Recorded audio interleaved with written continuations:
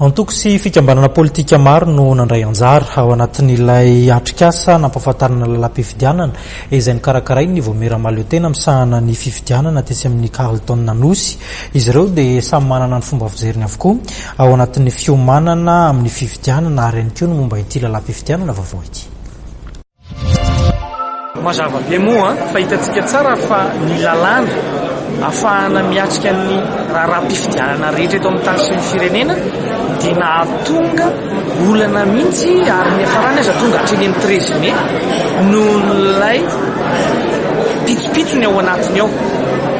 Ary zany zavatra izany dia zany ny adidin'ny ACC sy ny CENI ny mampafantatra azy amin'izao fotoana izao mba hampazava ny rehetra ahafahana, satria raha vao zany ataontsika hoe ny lalàna mifehan'ilay fifidianana izany sy ny lalàna hitongavana izany fifidianana izany manjavozavo sy tsy ho eken'ny rehetra dia tsy azahoana mihitsy fifidianana ho eken'ny rehetra rehefa avy eo ny vokany. Ka zany ny antony atao hoe mahatsara n'izao atsikasa izay taritin'ny ACC sy ny CENI izao, ary andraisana ihany koa anjara amin'ny ny antoko politika rehetra sy ny kandida zany hiatrehana n'izany fifidianana izany. Ny atoko HVM dia efa vonona hatramin'ny ela amin'ny resaka fifidianana, raha hoe fifidianana filoham-pirenena no resahantsika, satria raha manaraka tsara tsika ny vaovao hatramin'izay dia vonan'iray matoana manao anatin'ny atoko politika izany dia miomana koa nanao amin'ny fitondrana. Lany filoham-pirenena dia matoko era-tsaboana-pianina dia nanomboka toy dia efa niomana amin'ny fifidianana ny atoko HVM dia tika izay vonona izany izay. Ary izay napirisika foana hoe atao aroso ty fifidianana ty ary izay nanatsafoana le hoe tokony hajaina ny lalàna lalam-pandroena anatin'ny kasika ny fifidianana. Raha manaraka vaovao tsika dia izay.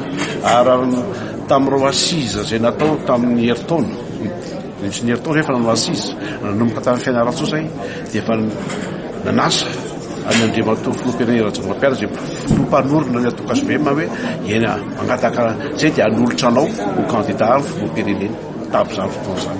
Zahay zany manainga mihitsy ny sy ny asa aingana be da be ny hoe fanovana indray ilay carte électorale any ny tena olana lehibe.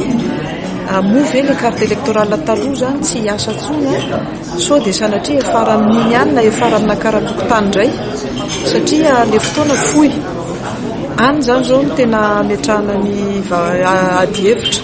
Ny faharoa dia eo amin'ilay hoe vide juridika, tsisy manamafy mihitsy ilay izy ka ny sasany efa manao propagande tokoa. Everina zany fa izay te hanomboka dia afaka manomboka raha izay ilay izy, satria izay ve no andraisana azy sa izay no hahatonga ny sazy.